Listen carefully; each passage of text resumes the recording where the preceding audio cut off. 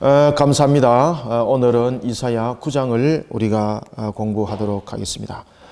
지금 이사야 계속해서 우리가 이어지는 이사야 내용은 전체적인 내용 속에서도 우리가 1장부터 12장까지가 여호와를 배반한 유다를 향한 하나님의 심판과 회복을 다루고 있는 내용들입니다. 그 내용들 가운데서도 우리가 지난번에는 이사야의 두 아들의 이름을 가지고 하나님께서 이스라엘 향해서 무엇을 말씀하시고 있는가? 바로 두 아들을 통해서 두 왕국의 징조를 하나님께서 보여줬다라고 말한다면은 이제는 오늘은 9장에서는 다시 오신 메시아에 관한 겁니다.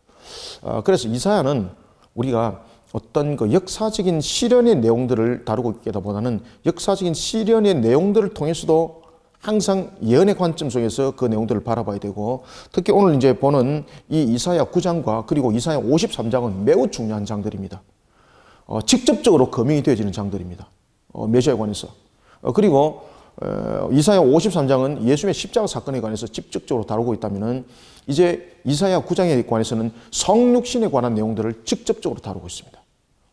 평강에 관한 왕이 올 것이다. 그래서 이사야 9장은 메시아의 탄생에 대한 두 예언이 있습니다. 오늘 이사야 제9장은 두 예언이 있는데 하나는 메시아에 관한 예언입니다. 메시아에 관한 것. 메시아에 관한 예언이고, 또 하나는 이스라엘의 심판에 관한 예언입니다. 북이스라엘의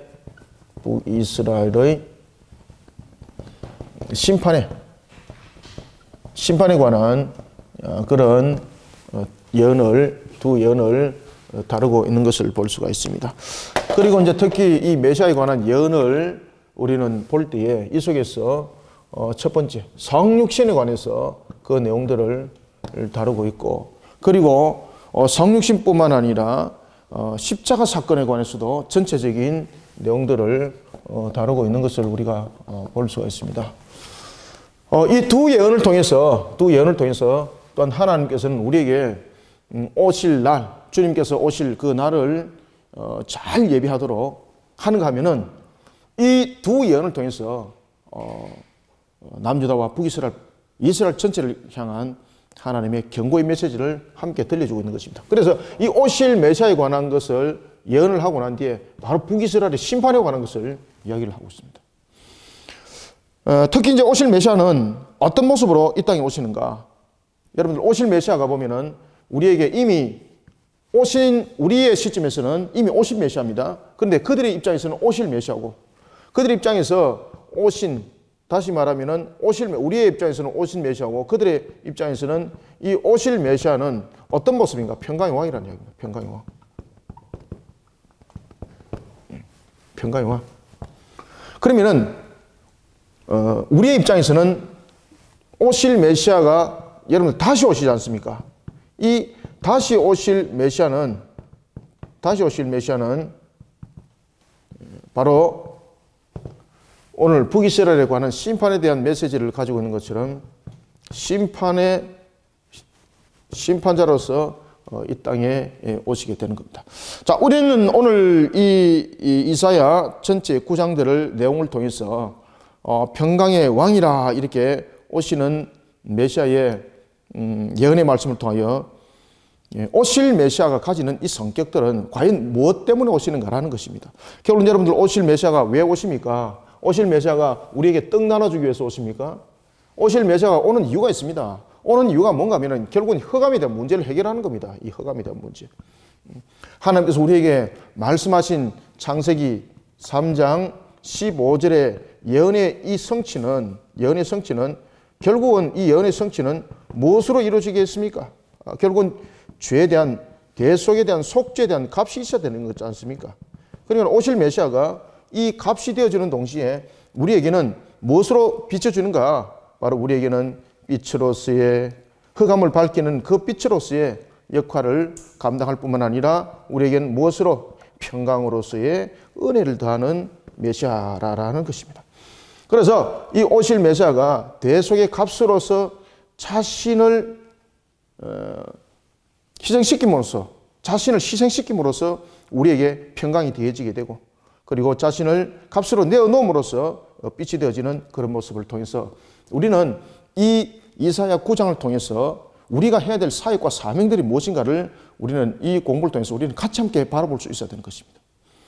그렇기 때문에 특히 이 오실 메시아에 관해서 이어지는 북이스라엘의 심판이라는 것은 현재 진행되어지고 있는 우리의 삶들의 모습들을 다시 한 번 더 돌이켜보게 하는 하나님의 예언의 말씀이 아닌가 이렇게 생각해 봅니다.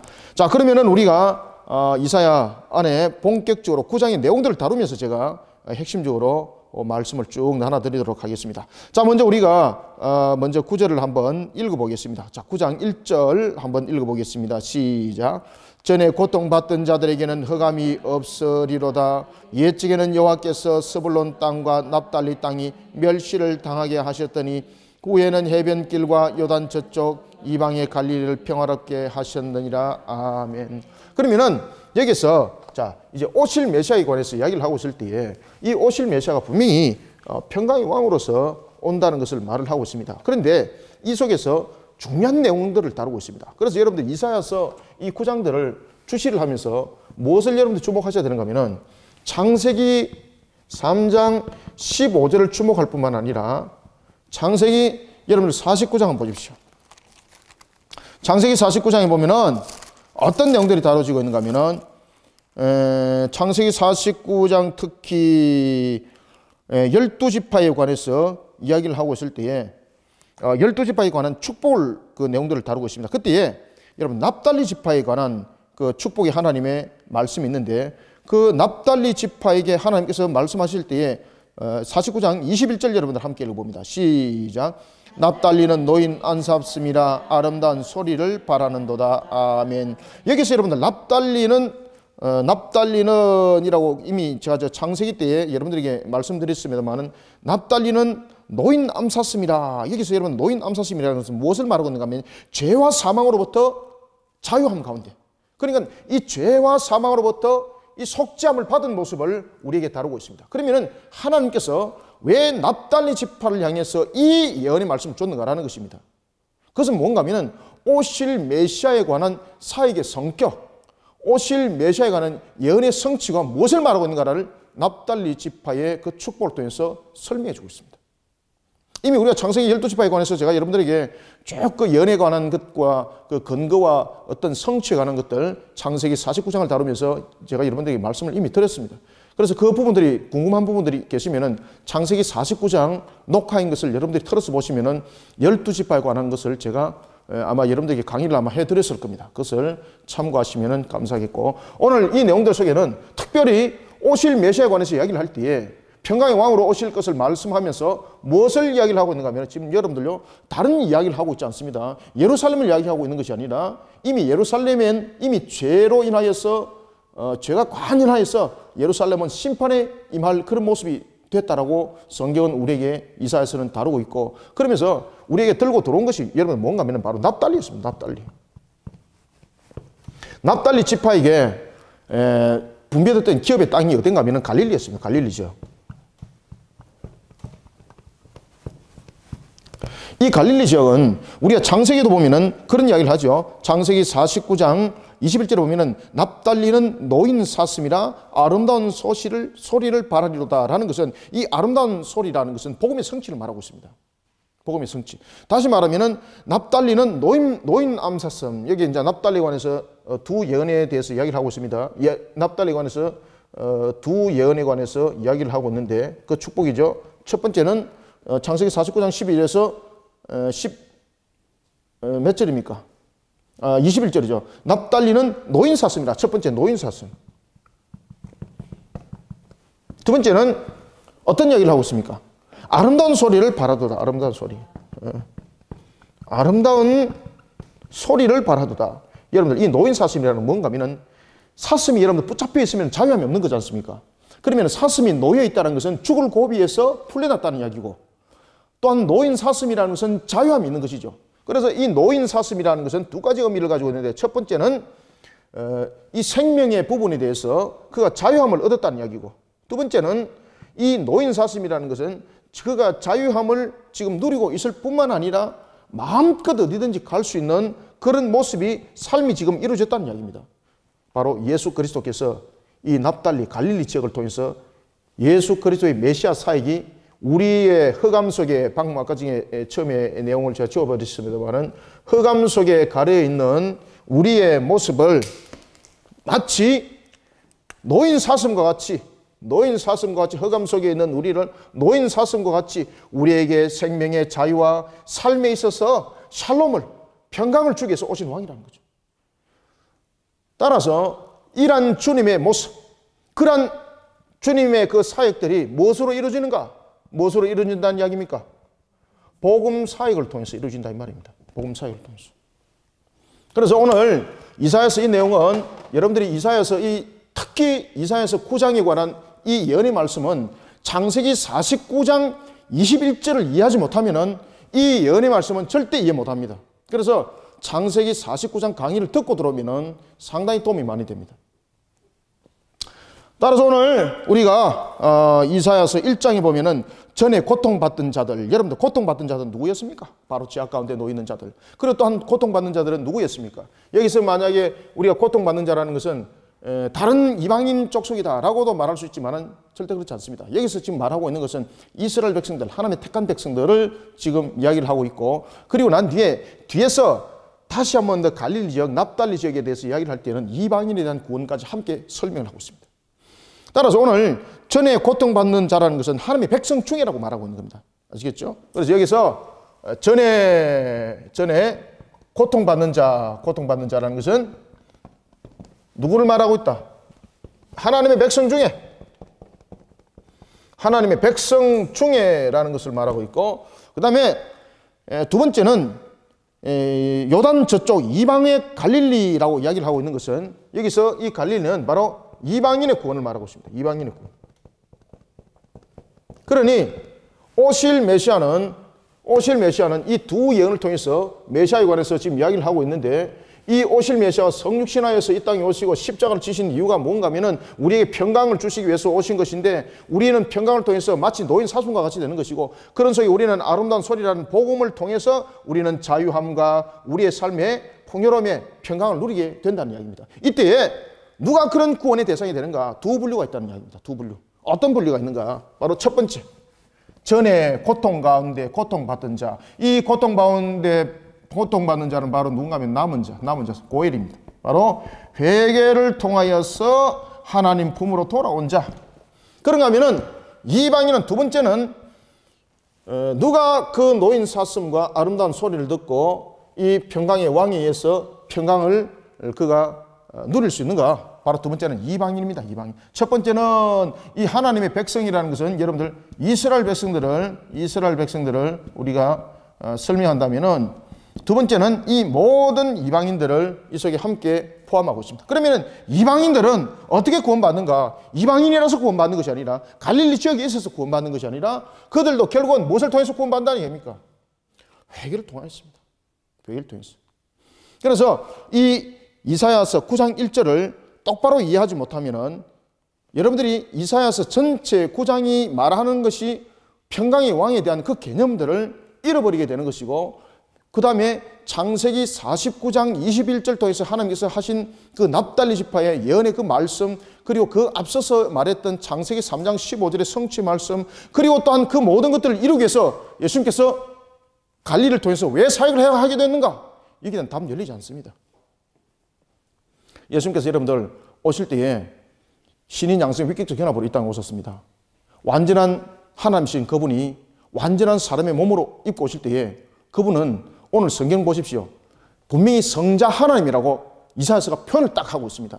따라서 이 성자 하나님이라는 표현을 어떻게 하고 있는가 하면은 그가 왕이라는 단어를 쓸 때에 우리 한글 번역 성경은 둘 다 지금 여러분들 보시면은 왕이라는 단어를 지금 쓰고 있습니다만은 히브리 원에서는 보면은 이 왕이라는 단어에서 멜레크라는 단어를 쓰질 않습니다. 특히 이사야서 9장 6절에 보면은 평강의 왕이라고 말할 때에 이 멜레크라는 단어를 쓰질 않고 어떤 단어를 쓰고 있는가 하면 바로 사르라는 단어를 쓰고 있습니다. 사르. 한글로 제가 그냥 써볼게요. 이 사르라는 단어를 쓰고 있는데, 이 사르라는 것은 여러분들 왕자라는 것을 의미를 담고 있습니다. 이 사르라는 단어는 이 왕자라는 단어를 여러분들 의미를 담고 있습니다. 왕자, 왕자. 알겠습니까? 그죠? 이 왕자라는 의미를 담고 있는 이 사르라는 이 단어는 우리 한글 성경에서는 왕으로 번역했지만은 이 평강의 왕이 성부 하나님이 아니라 바로 성자라는 것을 설명하고 있는 거죠. 이 얘기 지금 가고 있습니까? 평강의 왕으로 오시는 분은 성부 하나님이 아니라는 이야기죠. 성자 하나님이라는 이야기입니다. 따라서 그 성자 하나님이 성육신하여서 오신다는 이야기죠. 성육신하여서 오셔서 오신 목적은 무엇인가? 우리를 창세기 바로 49장이었죠? 창세기 49장 21절이었죠? 창세기 49장 21절에 보면은 납달리 지역에 관한 예언을 성취하는 이 모습 속에 그분은 오십니다라는 것입니다. 그렇기 때문에 우리는 오늘 이 이사야서 9장 1절을 통해서 예수님이 왜 갈릴리 지역에서 예수님께서 왜 갈릴리 지역에서 주로 사역을 하셨는가라는 것에 대해서 사람들이 질문을 잘 안 하시더라고요. 그리고 여기에 대해서 사람들이 또 대답을 또 잘 못 하시고 이 부분들을 여러분들 어디서 찾아야 된다고 우리는 성경 가르쳐주고 있습니까? 창세기 49장 21절에 납달리 지파를 통해서 이미 하나님께서 예언을 주셨습니다. 야곱의 입을 통해서 말입니다. 12지파를 축복할 때에 그 예언의 성취가 바로 오실 메시아 이 갈릴리 사역입니다. 그리고 그 갈릴리 사역이 어떻게 이루어질지에 관해서 이사야 9장이 다시 한 번 더 설명을 하고 있었습니다. 그러니 이 이사야 9장은 무엇과 연결됩니까? 창세기 49장 21절과 창세기 49장 21절과 연결이 되고 그리고 또 무엇과 연결이 됩니까? 신약의 성경에 가면은 예수님께서 오셔서 행했던 갈릴리 사역에 대한 예언의 성취로 이 이사야 9장 1절은 이루어진 것입니다. 그래서 여러분들 이사야서 9장 1절을 한 대목만 보더라도 우리가 얼만큼 우리가 하나님께서 이 말씀의 성취를 이루기 위해서 세밀하게 우리에게 다가오시고 그리고 얼마나 모든 것들을 하나님께서 세밀할 뿐만 아니라 분명하게 이루어 가시는지 우리에게 다시 한 번 더 말씀을 주고 재조명하도록 하는 겁니다. 그러니까 하나님께서 여러분들 우리에게 주신 말씀은 여러분들 언제 어떻게 이루어질지는 하나님의 뜻 가운데 이루어지는 것이지 그것이 이루어지지 아니하지는 않는다는 이야기입니다.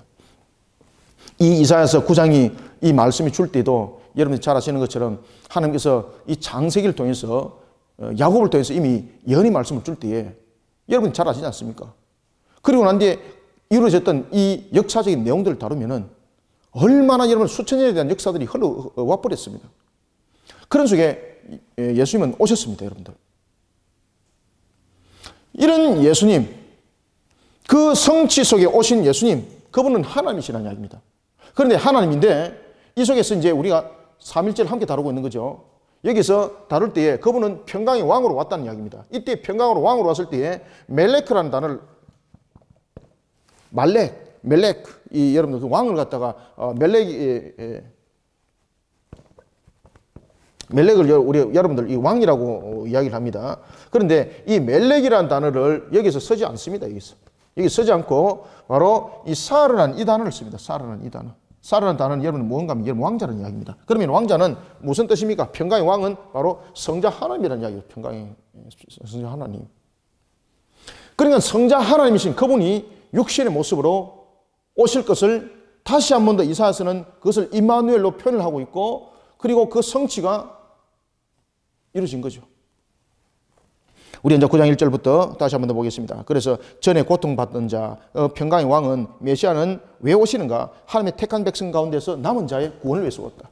그런가 하면은 하나님의 남은 자뿐만 아니라 이방인 구원을 위해서도 오셨다. 그러니 결국은 이 남은 자와 이방인들의 구원을 회개를 통해서 하나님께서는 그 평강을 이루시고 그리고 이 예언의 성취를 이루기 위해서 사역을 하는데 어느 지역에서 사역을 하더라? 갈릴리 지역에서 사역을 하더라는 것입니다. 그리고 여러분들 이 갈릴리 지역은 특히 또 역사적으로 어떤 내용들을 다루고 있는가 하면은 바로 BC 722년이었습니다. 이 갈릴리 지역은 여러분 굉장히 중요한 지역입니다. 이스라엘이라는 나라가 여러분들 그 북이스라엘이 BC 722년에 아수르에서 지금 이 아수르에서 멸망당한까지 함께 지금 예언을 하고 있습니다. 아수르에서 멸망당할 것을 이야기를 할 뿐만 아니라 오늘 이 갈릴리 지역을 통해서는 두 사건을 다루고 있는데 첫 번째는 글자가 좀 이상하게 보이죠, 그죠? 아수르에서 BC 722년에 멸망을 당할 뿐만 아니라 지금 이 갈릴리 지역을 향해서 그들이 이방인에 관한 것을 말을 하고 있습니다. 그럴 때 이 이방인에 관해서 이야기를 하고 있을 때 혼합족속을 말하고 있습니다. 혼합족속. 그러면은 이 갈릴리 지역을 통해서 두 가지 예언을 지금 다시 한번 이야기를 하고 있습니다.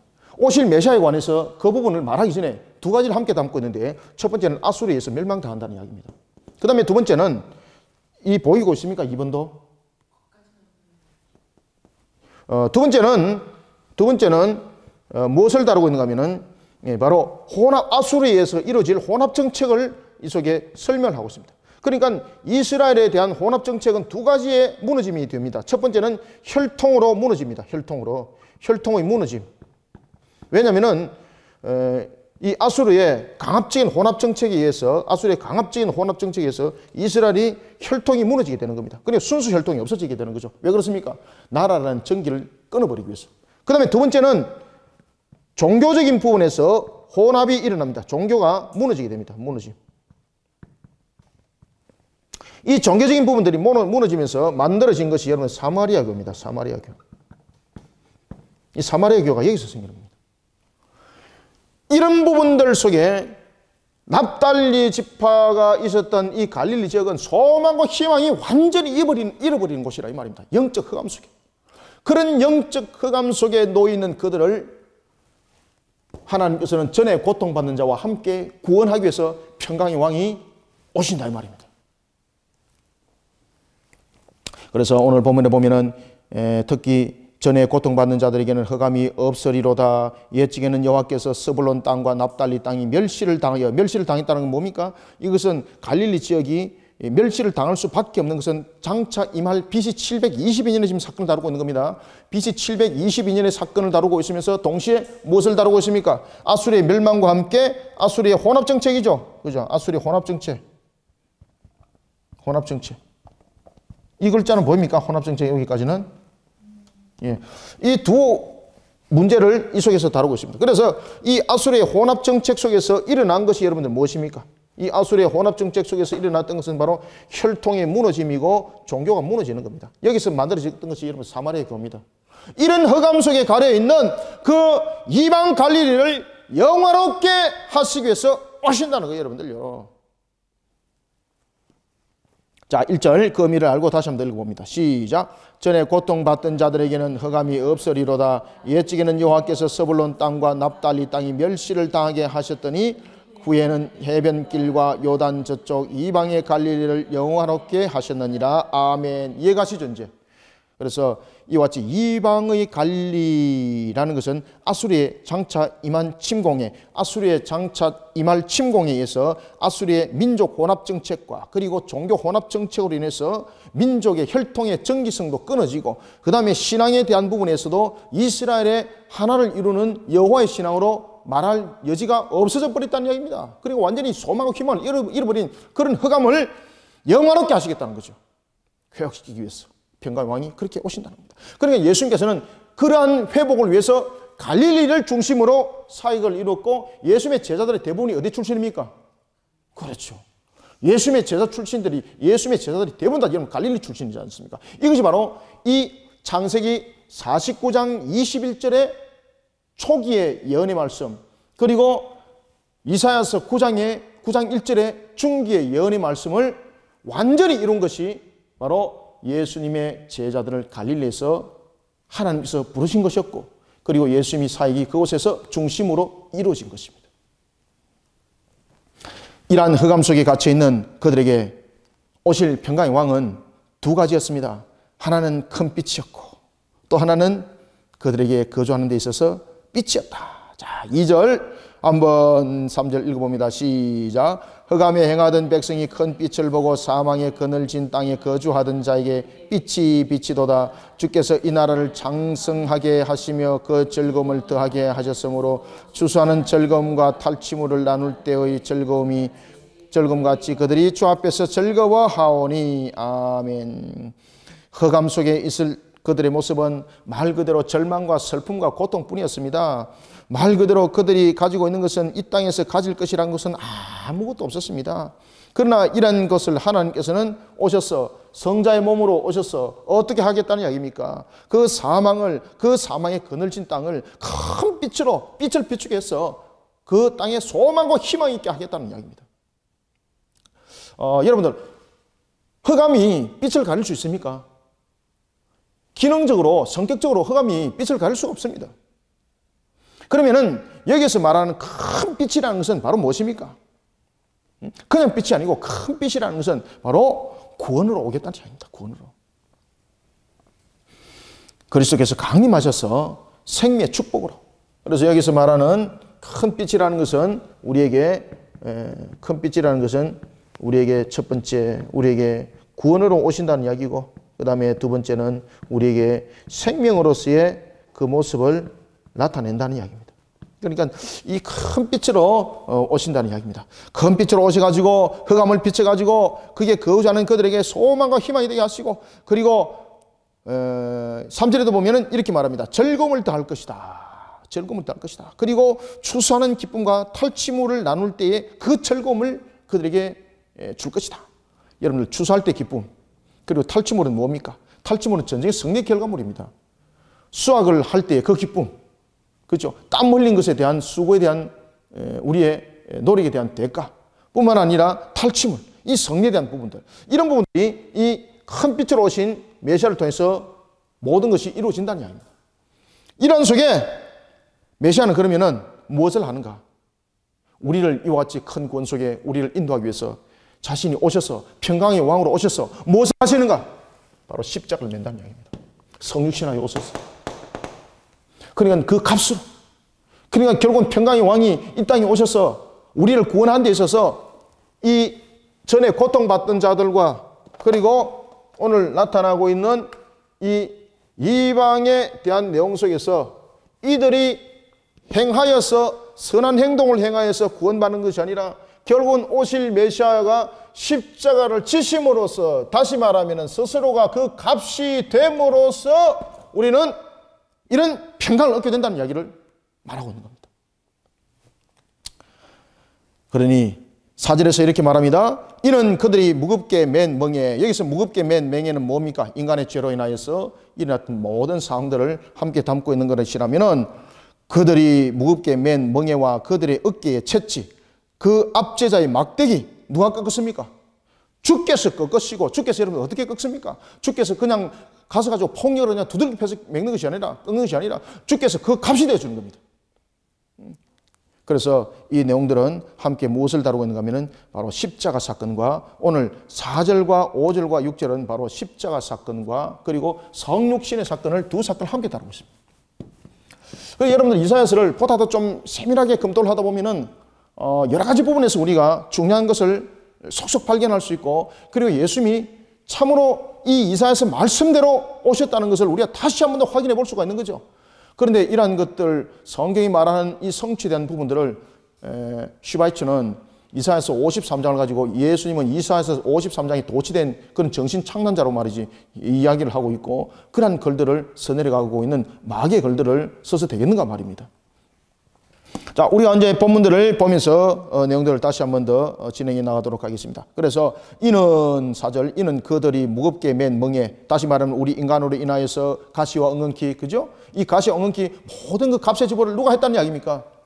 그렇죠. 오실 메시아 평강의 왕, 그분이 하셨는데, 여기서 말하는 이 평강의 왕에 대해서 멜레크라는 단어를 안 썼다. 그죠? 멜레크라는 단어를 안 쓰고 어떤 단어를 썼다? 그렇죠. 살아난 단어를 써서 분명히 왕자, 다시 말하면 성자라는 것을 분명히 표시를 하고 있었다. 그분의 성육신, 그분의 성육신을 통해서 그분이 그냥 성육신으로만 모든 것이 이루어진 것이 아니라 그 값을, 자신이 우리의 멍에 대한 고통의 값을 지불하시고 우리로 하여금 평강으로 모든 것을 누리게 하는 그런 빛을 발하셨다는 겁니다. 5절, 4절, 5절. 자, 이는 그들이 무겁게 맨 멍에와 그들의 어깨의 채찍과 그 압제자의 막대기를 주께서 꺾으시되 미디안의 날과 같이 하셨다. 이 기돈의 300인의 용사를 지금 의미적으로 바라보게 하고 있습니다.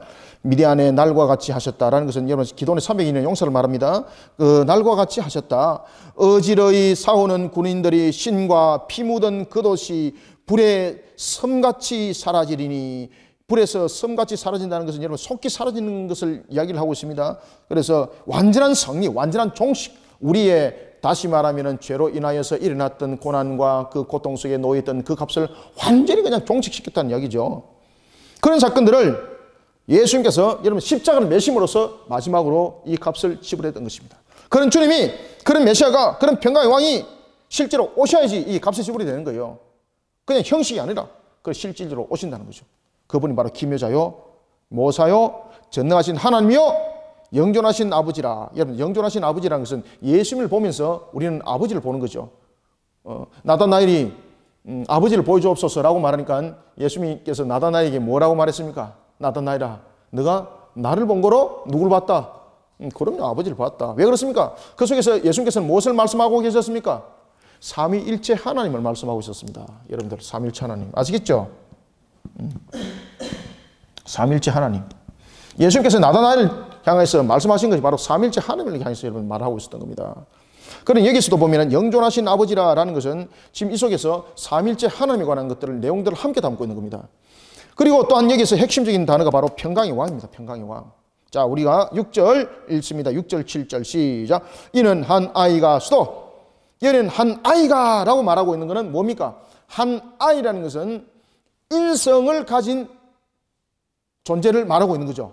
한 아이는 지금 신성을 말하고 있는 것이 아닙니다. 인성을 분명히 이야기를 하고 있습니다. 그런데 인성을 가진 이 한 아이가 누구란 이야기입니까? 그렇죠. 완전한 신성을 가진 하나님이라는 이야기죠. 그럼 이 한 아이는 어떤 상태라는 이야기죠? 신인 양성의 위격적 연합 상태를 말하고 있는 겁니다. 이게. 자, 6절 다시 읽습니다. 시작. 이는 한 아이가 우리에게 낳고 한 아들을 우리에게 주신 바 되었는데 그의 어깨에는 정사를 메었고 그의 이름은 기묘자라 모사라 전능하신 하나님이라 영존하시는 아버지라 평강의 왕이라 할 것임이라. 그 정사와 평강이 더함이 무궁하며 또 다윗의 왕자와 그의 나라에 군림하여 그 나라를 굳게 세우고 지금 이후로 영원히 정의와 공의로 그것을 보존하실 것이라. 만군의 여호와의 열심히 이를 이루시리라. 아멘.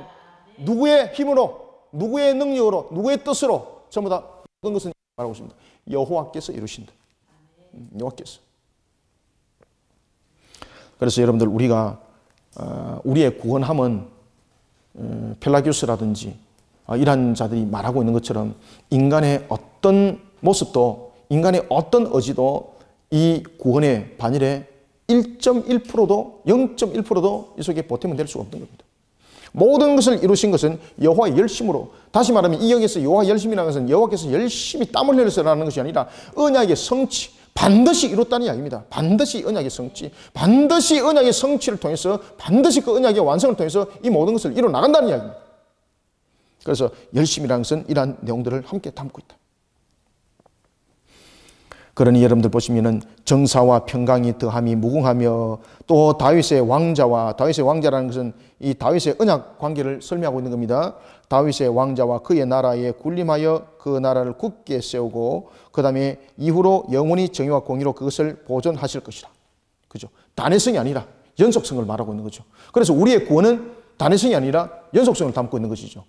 오실 메시아에 관한 내용들을 우리에게 이렇게 함께 보여주고 있겠습니다. 그래서 오늘 우리는 이 이사야 9장 1절에서부터 이 7절까지 바로 오실 메시아에 관한 이 내용들을 통해서 이 전체적인 것을 머릿속에 꼭 여러분 담아두시기 바랍니다. 따라서 이사야 9장 1절은 바로 창세기 49장 21절에 이 성취가 어떻게 이루어질 것인지, 특히 예수 그리스도께서 오셔서, 메시아가 오셔서 이 납달리 지역이라는 이 갈릴리 지역을 통해서 어떤 사역을 이룰 것인지 설명하고 있습니다. 그때 이 갈릴리 지역은 이미 이제 BC 722년, 그러니까 이 이사야가 예언의 말씀을 준 그 약 한 20년 뒤에, 20년은 조금 안 되겠죠. 그죠? 10한 4, 5년 뒤에 아수르에 대한 이제 멸망의 침공이 있어요. 멸망이 이루어집니다. 이 멸망이 이루어지게 되고 그 다음에 아수르의 혼합 정책으로 인해서 이 갈릴리 지역이 무너져 버리는 거죠. 갈릴리 지역도 함께 무너집니다. 사마리아 지역만 무너지는 것이 아니라 이 갈릴리 지역이 함께 무너져 버립니다. 갈릴리 지역도 함께 무너지면서 혈통이 무너지게 되고 그 다음에 종교적인 무너짐에 의해서 모든 것이 혼합으로 이루어지게 됩니다. 그런 그들을 향해서 이 납달리 지역, 소망과 희망을 잃어버린 이 납달리 지역, 이 납달리 지역을 향해서 전에 고통받는 하나님의 택한 백성이라는 예수님의 하나의 계보 속에 놓여 있는 이스라엘 백성들, 그런 이스라엘 백성들의 구원뿐만 아니라 이방인의 구원을 위해서도 오실 메시아가 이 모든 문제들을 함께 풀어나간다는 이야기입니다. 그때에 이스라엘 가운데서 남은 자 회개하고 돌아오게 되고 이방인 가운데서도 회개하고 돌아온 이런 속에 이 구원함은 이루어진다는 것입니다. 이런 평강의 왕 메시아의 탄생과 메시아의 사역에 관해서 이사야 9장이 그 내용을 첫 번째 다루고 있다면, 두 번째는 무엇을 다루고 있다고 그랬습니까? 바로 북이스라엘 심판에 관한 내용들을 우리가 다루고 있습니다. 자, 그러면은 이제는 두 번째 북이스라엘의 멸망에 관해서는 어떤 내용들을 담고 있을까요, 여러분들? 이렇게 예언의 말씀을 통해서 하나님께서 말씀을 줬음에도 불구하고 이스라엘이 하나님 앞에 했던 것이라고는 오직 배반하는 것밖에 하질 않았습니다. 우리가 여러분들 하나님을 바라보면서 내가 하나님께 행한 것이 무엇이 있습니까? 라고 물어본다면 주께서 우리에게 뭐라고 말씀하겠습니까? 너희들이 나에게 행한 것이라고는 죄 짓는 것밖에 없죠. 그죠? 죄 짓는 것밖에 없죠. 그러니 우리는 주님 앞에 참으로 물을 때에 주님, 물론 히스기야도 주님 나를 기억하옵소서 라고 기도하셨고, 그리고 또한 욥도 보면은 주님의 나를 돌아보시고 라고 이렇게 기도했습니다. 자신들의 할 말이 있다는 이야기입니다. 그럼에도 불구하고 우리가 근원적으로 여러분 아셔야 될 것은 우리는 근본적으로 하나님 앞에 죄 짓는 것밖에 한 것 없습니다. 그게 모든 것이 은혜죠.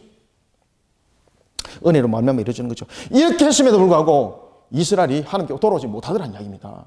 이렇게 하나님께서 베푸시는 은혜 가운데 놓여있는, 그리고 그러한 하나님의 큰 은혜 속에 그들이 달려왔던 그 모습 속에 그들은 하나님을 향하여서 온전히 서지 못하니 하나님께서 그들을 결국은 심판의 반열 속에 그들을 올려놓는 것입니다. 그러면은 하나님께서 왜 여러분들 이스라엘을 심판할 수밖에 없을까라는 것입니다. 왜 여러분들 하나님께서 심판하시겠습니까?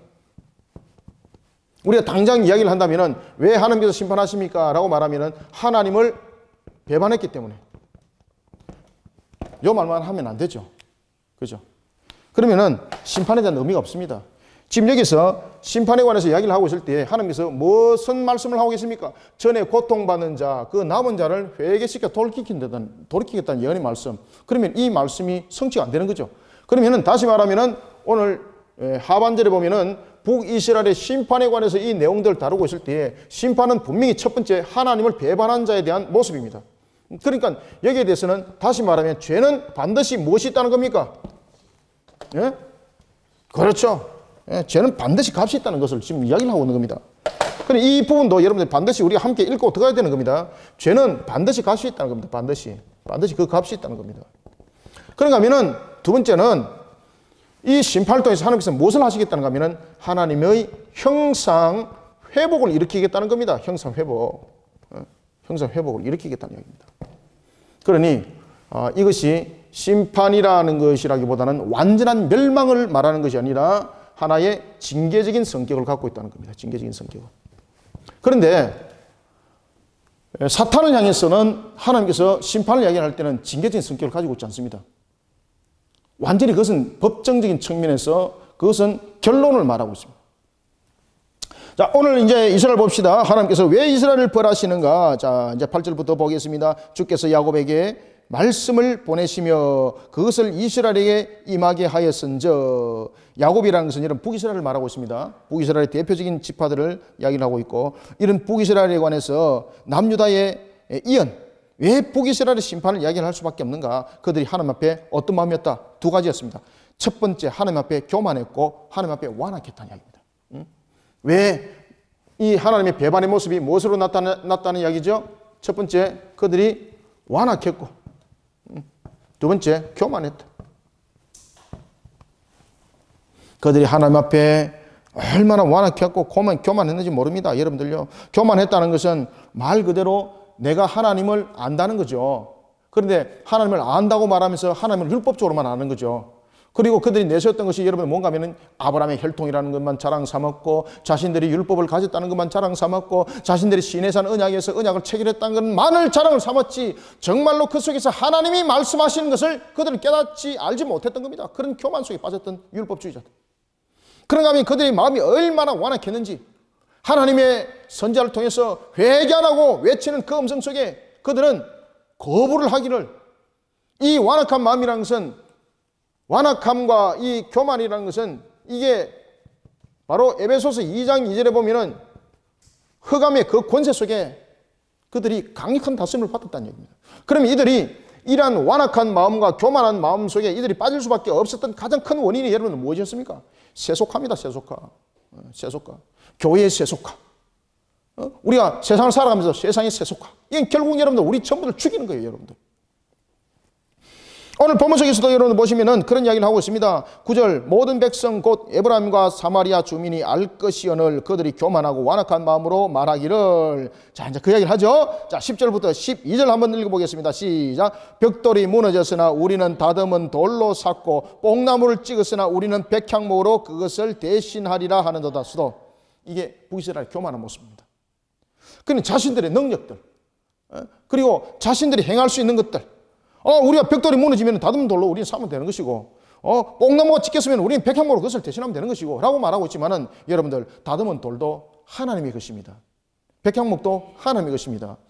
그리고 백향목도 그들이 자라게 하는 것이 아니라 하나님께서 은혜를 베푸셔야 되는 겁니다.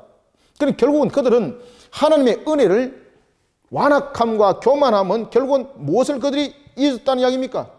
그렇죠. 하나님의 은혜를 그들은 망각하고 있었다는 이야기입니다. 하나님의 은혜를. 오늘도 여러분들 우리가 호흡함에 있어서 하나님의 은혜를 잊지 마시길 바랍니다.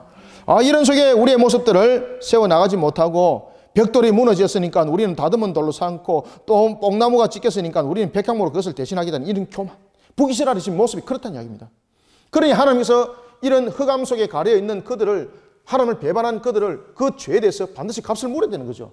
그 죄에 대해서 값을 안 물으니까 죄는 더욱더 죄가 완악해지고, 그 죄는 더욱더 그 부피가 늘어날 수밖에 없는 누룩처럼 평창해서 전체를 덮어버리는 모습이 되는 겁니다.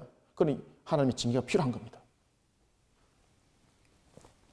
11절 또 읽습니다. 11절 12절 시작. 그러므로 여호와께서 러신의 대적들을 일으켜 그를 치게 하시며 그의 원수들을 격동시키시리니 앞에는 아람 사람이요 뒤에는 블레셋 사람이라. 그들이 모두 입을 벌려 이스라엘을 삼키리라. 그럴지라도 여호와의 진노가 돌아서지 아니하며 그의 손이 여전히 펴져 있으리라. 아멘. 완전히 초토화시켜버린다는 이야기입니다. 그러면서 하나님께서 초토화시킬 때에 그들의 정말로 자존심까지 그냥 무너뜨리게 만든다는 이야기입니다.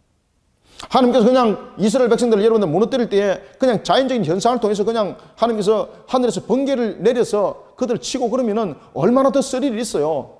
그죠? 선지자의 말에 의하면은 너희들은 하늘에서 유황불이 떨어져서 하나님이 너희를 심판할 것이다. 이 확실한 거지 않습니까? 그런데 하나님께서 그렇게 하지 않습니다. 왜 그런가 하면은 이것은 창세기 모습과도 비슷합니다. 특히 창세기 11장의 모습과도 비슷합니다. 왜 그런가 하면은 이미 우리에게 이런 답을 줬습니다. 완악과 교만이라는 답을 줬습니다. 그래서 하나님께서 자연을 통해서 이들을 심판하지 않습니다. 왜냐하면은 이미 완악과 교만이라는 것은 이미 에베소서 2장 2절의 말씀처럼 그들이 영적으로 어떤 상태가 됐다는 이야기입니까? 영적으로 흑암이 됐다는 이야기입니다. 흑암. 영적으로 흑암이 되면은 자연적인 죄를 통해서 그들은, 만약에 자연적인 죄가 일어났다면은 자연적인 죄를 통해서 그들은 무엇을 바라보겠습니까? 또 다른 우상을 바라봅니다. 또 다른 우상. 창세기 11장도 여러분들 그런 내용 아니겠습니까? 창세기 11장. 그래서 하나님께서 창세기 11장을 통해서 자연을 통해서 그들을 헛지 아니하고 무엇을 통해서 헛습니까? 언어를 통해서 헛버린 거예요. 언어를 통해서. 만약에 여러분들 유황불을 갖다가 떨어뜨려 가지고 했다면은 그 완악하고 교만한 이스라엘이 하나님을 배반하여서 영적 흑암 속에 가져 있는 그들이 하나님의 심판이다, 하나님의 음성이다, 그 선자의 그 말대로 그들이 따르겠습니까? 믿겠습니까? 믿지 않습니다. 보다 더 큰 우상을 섬기는 족속들이 되는 겁니다. 그러니 하나님께서 그들을 어떻게 합니까? 그들이 상상하지 못한 방법을 사용합니다. 어떤 방법이었습니까? 자신들이 구원받지 못한다고 했던, 정말로 자신들이 이방이라고 했던 버러지와 같은 자들이라고 말했던 그들에 의해서 짓밟히게 만들어버립니다. 그들에 의해서. 그래서 하나님께서 그들에게 의해서 짓밟힘을 당하도록 만든 것은 이러한 하나님의 은혜를 망각하는 그들에게 또 다른 하나의 자연재해를 통해서 심판을 내렸을 때에 그들에게 임할 수 있는 우상 숭배적 요소를 제거하기 위함이었습니다.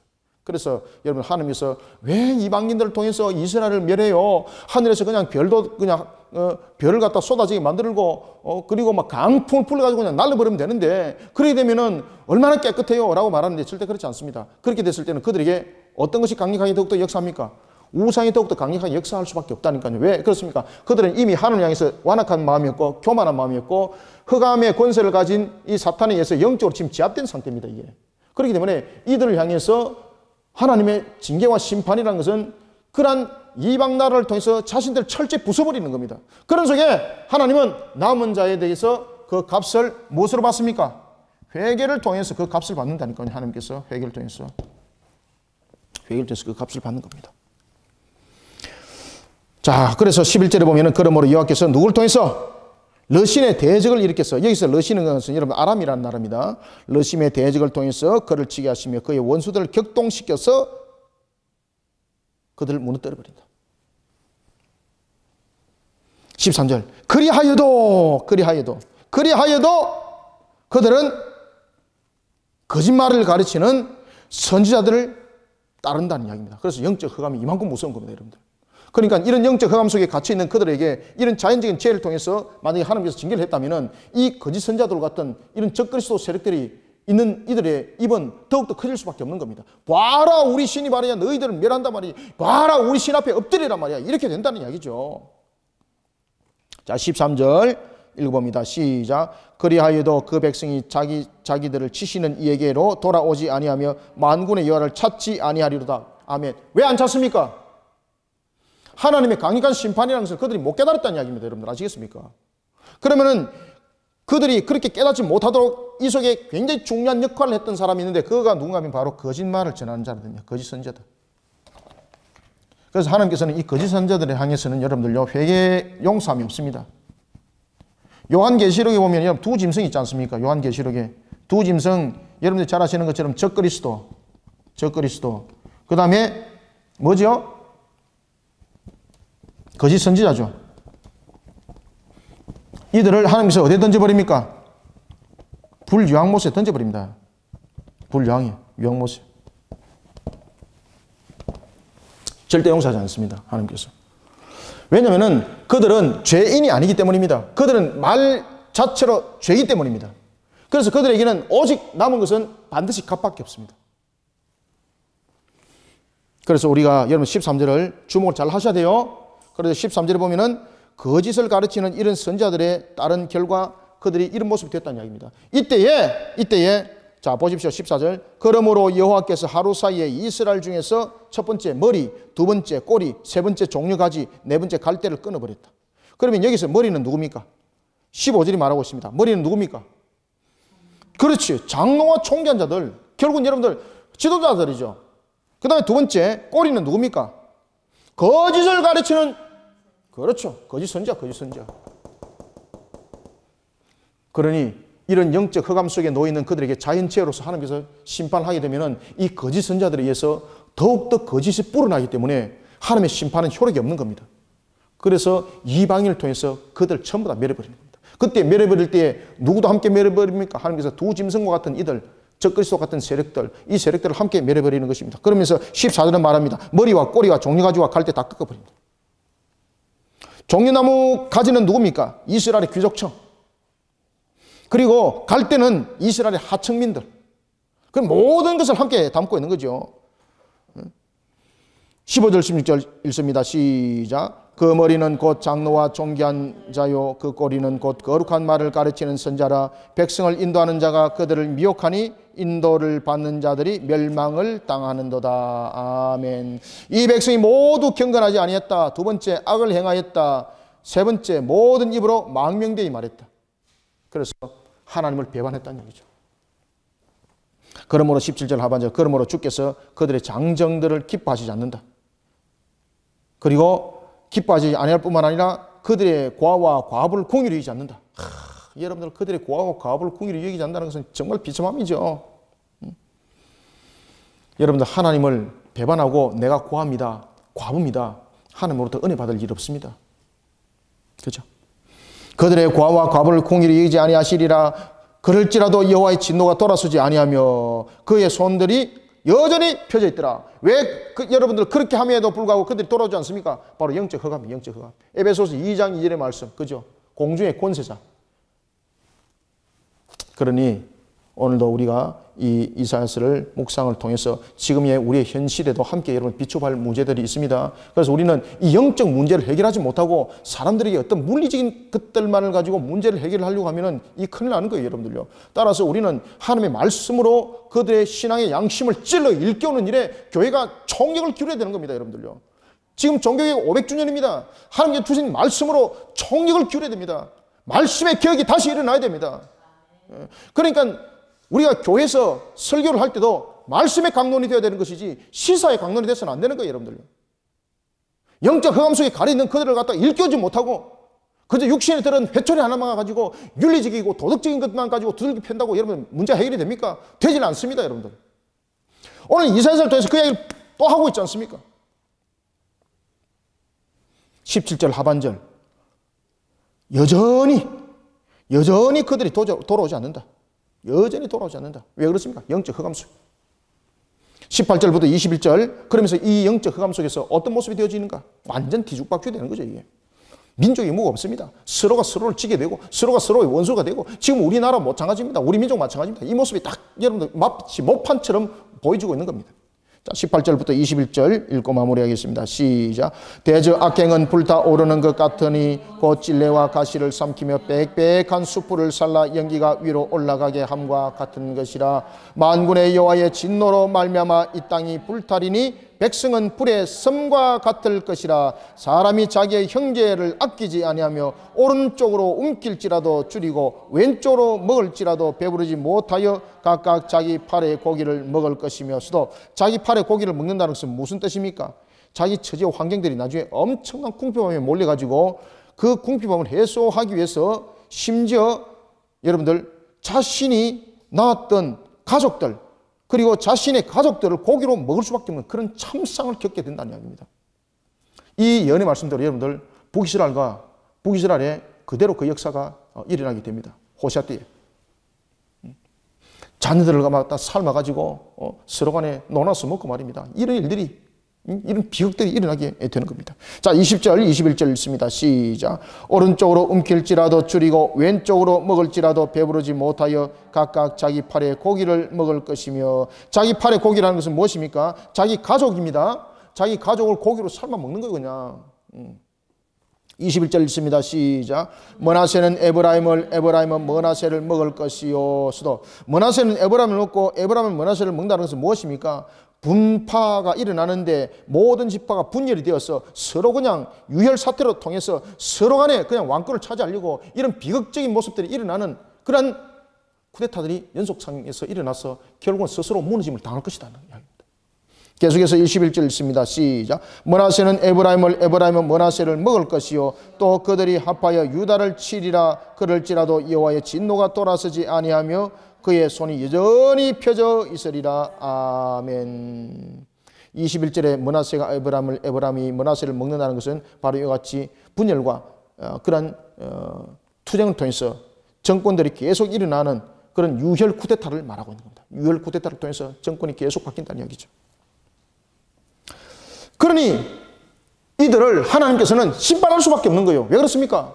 그 상태로 계속 두게 되면 죄는 더욱더 관연해지고 더욱더 죄만 극성을 부리게 되고 하나님의 형상, 하나님의 백성들은 정말로 흑암 속에 가려서 무슨 소망 속에 살아가는지 무슨 희망 속에 살아가는지 그 뜻도 알지 못하고 그들은 달려갈 수밖에 없다는 겁니다. 그러니 하나님께서 죄의 껍데기를 벗겨버리는 거예요. 그러니 심판의 필요성을 하나님께서 말씀하시는 겁니다. 따라서 북이스라엘에 대한 심판은 바로 하나님을 배반한 그들에 대한 죄에 대한 값은 반드시 지불한다는 것인데 이 죄에 대한 지불을 통해서 하나님은 무엇을 하나님의 형상을 회복시키는 것을 함께 나타내고 있다는 사실입니다. 그때 하나님께서 이 형상을 회복시킬 때에 자연적인 현상을 통해서 하나님께서 징계한다 안 했죠? 왜 그렇습니까? 이 자연적인 현상을 통해서 징계를 내릴 때에는 이와 같은 거짓 선자들, 이 모습 속에서 또 다른 하나의 큰 우상들이 드러날 수밖에 없으니 하나님께서는 그들의 자존심을 짓밟을 수 있는 이방인들을 일으켜서 쳐버린다는 이야기입니다. 오늘도 우리가 나라와 민족을 다시 한 번 더 이사야서를 통해서 돌이켜보면서 우리가 하나님의 경고의 음성을 잘 삼가 묵상하고 우리가 나라와 민족의 영적 바른 회개, 영적 바로 세움을 우리는 무엇을 통해서 이루어 나가야 되는가? 하나님의 바른 말씀입니다. 그러니 우리가 2017년 말씀이 살아있는 교회로서 세 가지 운동을 펼쳐나갑니다. 첫 번째는 무슨 운동을 펼쳐나갑니까? 진리의 말씀을 세상 가운데 흘려보내는 운동을 펼쳐나갑니다. 두 번째는 무슨 운동을 펼쳐나갑니까? 복음 가운데서도 가짜 복음이 있죠. 진리의 복음을 세상 가운데 흘려보내는 겁니다. 세 번째는 무엇입니까? 말씀의 삶입니다. 말씀의 삶이 문화입니다. 문화는 노래 잘하고 춤 잘 추는 것이 아닙니다. 문화는 말씀의 삶을 이루는 것입니다. 그리스도의 문화를 만들어서 나라와 민족 가운데 세상 가운데 흘려보내면서 우리는 이 사역을 감당하며 하나님의 뜻을 이루어나가는 우리 성도 모든 교회들이 되기를 소망합니다. 따라서 이러한 모습 속에 우리가 더욱더 힘내어 우리 모두가 달려가기를 소망합니다.